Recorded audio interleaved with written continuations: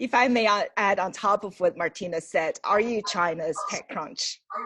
Are you trying to beat TechCrunch? Tell us about your ambition. Well, it's a hard question. We're here to sort of run TechCrunch China, but my company TechNode is trying to be TechCrunch for China and also for Asia. Actually, we have a new mission for this year. Yes, so yes, really long time.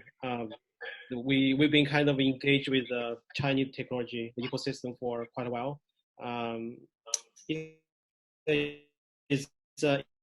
It's a really interesting journey, and to me, as an entrepreneur, as a startup founder, also it's really interesting and exciting 10 years to kind of watch how the development in China. So what are some of the key developments? What is like the most important thing that you've learned on your technology and digital journey over the last 10 years since you started TechCrunch and TechNode?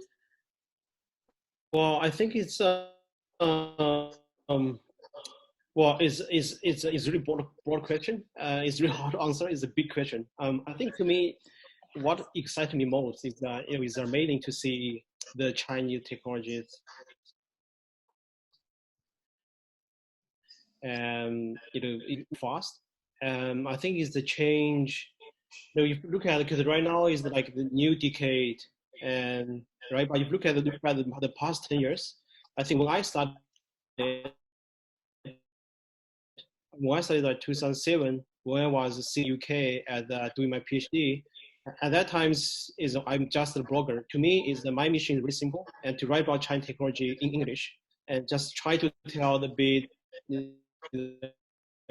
little bit about the Chinese innovation. And because at that times everything is about like copycats. 10 years back, every time we talk about Chinese technology is copy to China model, which was true. Well, it's kind of still happening, but it's so much change. Right now, I think China we build our own ecosystems. We don't really look at the Silicon Valley. I don't know if it's good or bad, but we don't really look at Silicon Valley anymore. We have our huge influence on the Asian and tech ecosystem as well. I think it's lots of things to share to tell, I guess.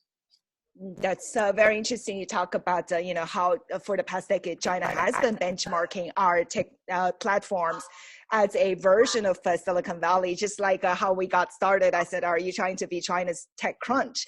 I think that trend is going to reverse perhaps over the next decade. Perhaps in the Silicon Valley there is a company that's going to be called the American WeChat, or say for example.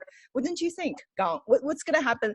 I mean, these are super unpredictable questions, but incorporating China's Tech Vision 2030, so I think it's appropriate to say, what do you think is going to happen in the next decade? Well, I think it's hard to tell. It's hard to tell like which product or which app will be popular or super popular in the next 10 years even to replace WeChat. It is so hard, but I can only tell the kind of the trend is imagine not just the WeChat, but I think look at another example like Baidu, the Toutiao or the TikTok, and it's if you look at it, what happened before is like Facebook or Twitter is like everybody is using Facebook. It's like international global product. Of course, you have the issue in China, but in general, really like international product from Silicon Valley. So which means Silicon Valley really have the power to kind of influence everything in the world on the global the tech space. But you see some even including WeChat. It's kind of international because lots of people using that, not just Chinese. But if you look at the Baidu and TikTok, it's quite interesting because TikTok is kind of social media stuff, right? Because it's not really for techie people, not really for business people, it's for everybody. But probably the first time, and to me, and see, is that something come from outside China, outside Silicon Valley, and also from China have the influential impact on the social world, in the cyber world. I think this is it's something really surprising. I think surprising everybody, and also amazing. I think in the next 10 years, so I don't know if they're going to come from China, but I'm sure outside Silicon Valley, you're going to see some like a social product on the internet space to have much more powerful impact on the global internet. Maybe take. If we talk about ByteDance, Gang. So ByteDance, which owns TikTok, is today valued as the best and biggest, unicorn out there, the most valuable at $78 billion US, and they dive into AI, machine learning algorithms, and speech and audio, and algorithms and robotics and everything. Is AI for these big digital giants in China the way to go, do you think? The AI? Yeah, artificial intelligence. Are all of them like spending, all their resources and cash on AI development and technology? Yeah, I think that's no doubt. But to me, I think AI is maybe in the next 2 years, maybe 3 years. I don't think AI is more like infrastructure. It's like 5 years ago when we talked about cloud computing. We talk, okay, what's the cloud in the future? But we don't really talk about cloud anymore. Not because cloud doesn't exist anymore, just because cloud is everywhere. I think AI probably the same. It's everything will build on top of AI. But what we're going to see next 10 years is, I think in the past maybe 5 years, AI is getting but we talk lots of things is about research on AI. It's more like a fundamental thing. But in the next 10 years, maybe include like TikTok, ByteDance, they build application on top of AI. So I think that's really exciting. So we're going to see, we don't know, but we're going to see applications maybe beyond our mind. They build on AI and going to kind of conquer the world. So Gang, talking about ByteDance. ByteDance 2 days ago just launched a search engine version to rival Baidu, and you called a BAT for the next age is going to be ByteDance, Alibaba, and Tencent. Okay, so should Baidu investors in Wall Street really be worried at this moment? Sorry, I missed that. So what you worry, the Wall Street, what do you want? So should the investors of Baidu globally, should they be worried? Should Wall Street be worried about Baidu in the future? Well, yeah, I think, to be honest, I think it's, I think they should, have worried, and, several years ago, not just from now. I think in China is probably all the experts, they talk about Baidu, not just for now. I think the past 2 years, everybody is, when we talk about Baidu, is we really think like BAT now is only AT. I think B is kind of, I wouldn't say that going down, but that's because, the A and T, they're growing so fast, they're going up, and the Baidu just, very flat. Still the same. They're trying AI, doing lots of things, but I don't think it really take off. Still, yeah, right. Number one, there's no doubt. But that may not be in the future. We didn't see. Yeah, we didn't see any new exciting stuff come from Baidu. Right. So I think. How do you see the impact from the coronavirus on these tech and digital companies, Gang? Because many of them have started with new developments of apps and new applications and so on. For example, with teleconferencing systems, online schooling, even karaoke and new reality TV shows, lots of different apps happening there. So this could actually spur innovation and technology and the development, R&D and so on. Yeah, I think it's quite interesting, the question. I think it has a huge impact, from different aspects. Of course, the kind of downside is, I think that it's really challenging times to startups, and how they're going to, because nobody, the stuff cannot work, but basically the company still want still need to pay the salary, but everything growing like quite slow, much slower than before. So I think it's going to be challenging. Like talking about the as you mentioned, like everything going online, like online education, like e-learning or e-karaoke, blah blah. First of all, I would say it is quite interesting, but I think all this stuff actually is not really new. I think it's like e-learning and for the kids or for for adults, and I think all the stuff like e-meeting, online meeting systems. I think all these systems actually they are there for past 2 years, but it's not like it come from nowhere, like come from just like one day. Then we have everything. But I think we were moving to kind of that type of online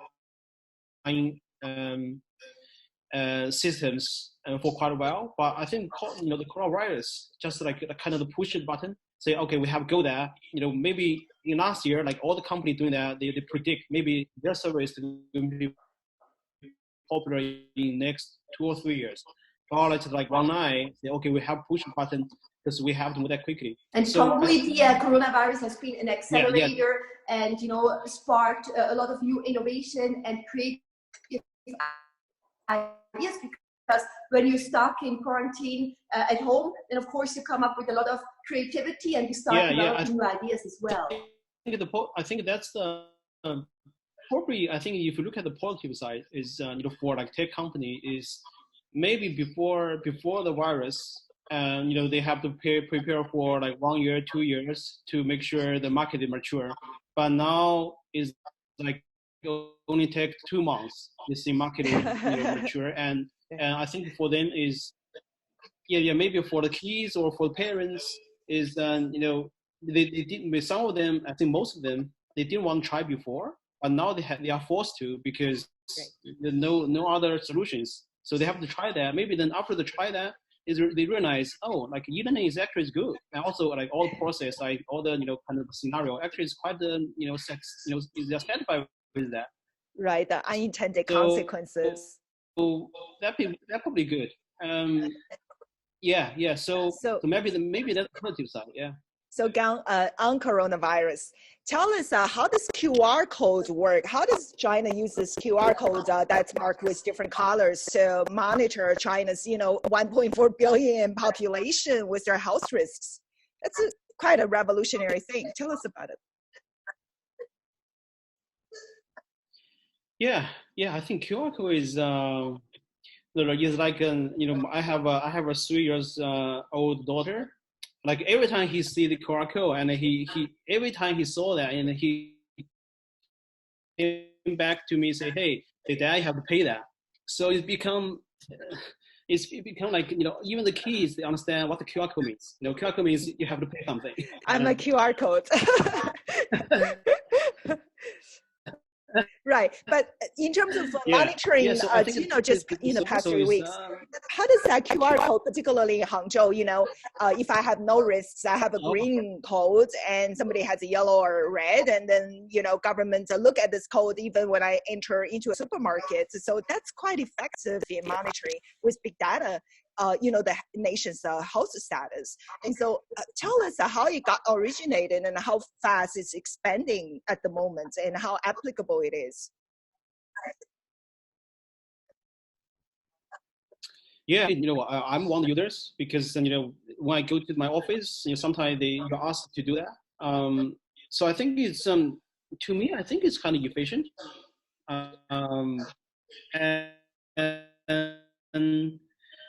And also, it's quite a surprise. Is kind of China speed is I don't know. It only took like 3 days or 4 days. Then we had they had an idea. Then the next day they built the product. Then everything is really amazing. So yeah, I think lots of things. I think during the course, I think it's really a bad experience. But if you look at the technology, how we implement the technology, and within a week, it's amazing. It's like we back to work like last week. Like the first day, so basically when we at the gate at the entry of the office, so basically the people there, they asked me to send a message and to the China, because I'm using China Unicoms. Basically, I send a message to China Unicoms. Then in 1 second, they send back a message and telling me, oh, in past 14 days, you have been you only in Shanghai, you didn't go anywhere. So basically, give you a green light. Then I think make everything easy. Yeah. So you never think about you need this type of applications, but for the corona, virus, well, you're surprised. Oh, actually, you can do that. So on the big data point, it's amazing how big data this time around, how effective it is in helping to monitor corona versus back in 2003, where big data was virtually non-existent. Yeah. And so on that big data thing, Alibaba's Ali Health just came up with a report saying that based on the current big data analytics on all these coronavirus infected patients, the diagnosis is now, if Ali Health just look at a CAT scan of a lung, they could tell if the person is infected with coronavirus with 95% accuracy, just with simple big data analytics. That's quite amazing, right? In considering, having this test kit, which is only 30% accurate in testing positive cases, and Alibaba now come out and say 95% accuracy. Is that going to mean that maybe Ali Health is going to export this, big data technology globally now in helping other countries to test more accurately? Yeah. I think it's it's quite complex, but I think it's either probably the positive side is because of the coronavirus, we realize how important the data is, or how we can build everything is that we have to rely on the data and make everything easy. So that's maybe another direction we're going to see. And next, maybe after virus, is we're going to spend more effort to build the database and to kind of utilize the data. So yeah. At TechNode, you are a bilingual media company, right? Covering technology and also a lot of startups and large caps, also VC and angel investments. So I would like to ask, how do you see the fundraising environment in China, maybe also impacted by the coronavirus this year, and where are opportunities for foreign investors as well? Yeah, I think it's the fact is even we don't I think we don't have the virus. I think in general, I think in China the investment part is kind of going very quiet in the past 1 year, even 2 years, and even like last year, lots of medias or people inside the circle, we talk about the winter for investment or for technologies. I think is already in China, maybe in other places as well. So, but of course, for the virus, it's kind of we getting more worried. Is because obviously is for startups now. They have a big question: is how they're going to meet the VCs, investors, face to face. Even we see some cloud system, which enable the investor to basically to pitch what we call cloud pitching kind of system. But still is for a startup, even especially for new startups, if you want to read the first round, it's going to be, I think, but again, a little bit of positive side is because of the virus, as they say, how important data. We realize it's kind of technology for good. Is we can build. We don't need another TikTok anymore for online entertainment or blah blah blah. Maybe we really can do good to the human beings. So maybe that's going to accelerate the startups working on maybe in the food tech, on the agriculture tech, startups, maybe they're going to see, I think, more like potentials, because like everybody realized, including investors or industry, say, hey, we don't need TikTok, cannot really solve, but we need something else. On that generic question, Gang, there are 2 TikToks. I know, there is a Chinese TikTok and there is a ex-China TikTok, which don't talk with each other. And currently, like Martina and I, 1 minute we're on WeChat and the other minute we're on WhatsApp, because the ecosystems are completely split up. Is that how we are going to live our life? It's so complicated, isn't it? I mean, is that going to be the entire China and ex-China ecosystems are going to continue to mature within themselves? And when is the point you think that the global internet space, social media space? Yeah, I think that's the integrated. Yeah, I think I totally agree. I think even to me, I think I'm suffering every day as well, because some friends outside China, even in my teams, we have a group of English editorial teams. Actually, they have trouble with using the Ding Talk, but we actually, as the boss, we ask all the staff they have to use Ding Talk. And for foreigners, it's very hard for them. So I think that's the question. I don't know the answer. I think that will be the question will exist for, I don't know, maybe a long time. Ever is we do see it's kind of 2 kind of ecosystems, the kind of China ecosystems or international ecosystems. I don't think at this moment we have a solution for that. I think which is really true is, in past, like if you look at all the new Chinese unicorns in past maybe 4 years, before in the past 10 years, you see like the copycats, like Weibo or Youku, like they all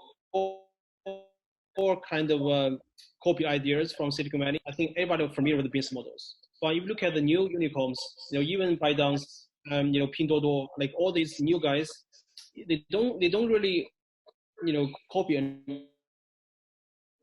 anything from Silicon Valley. And also, but which bring, from another angle, is for the long Chinese ecosystem, it's really hard to them to understand how the Pinduoduo works, because it's really Chinese. Even like the service, how delivery seems really simple and straightforward, but it's huge in China. Also Meituan. And I'm really worried about this trend, because it looks like technology investments, they go ahead at high speed, but then on the cultural level, there seems to be such a big gap still, lack of cultural understanding, exchanges and so on. And that I agree. I think unfortunately we even see the gap it's getting wider, not like we see like getting smaller. And I think for I don't know about you, but I'm sure for like foreign friends, when they come to China, especially for the first time, actually they're getting hard, to them to kind of to live well, because they don't know they don't know how the QR code, they don't know Alipay. But here you have to rely on everything on the mobile phone. It's hard. Even for, I think I have plenty of cases like foreign friends telling me very hard to them to get a taxi until they know how to play with Didi. Until you get a Chinese bank. Didi is a must have in China. That's so true. Very true. Yeah. I think that's the unfortunate part. And also is I think that will be like that for quite a while.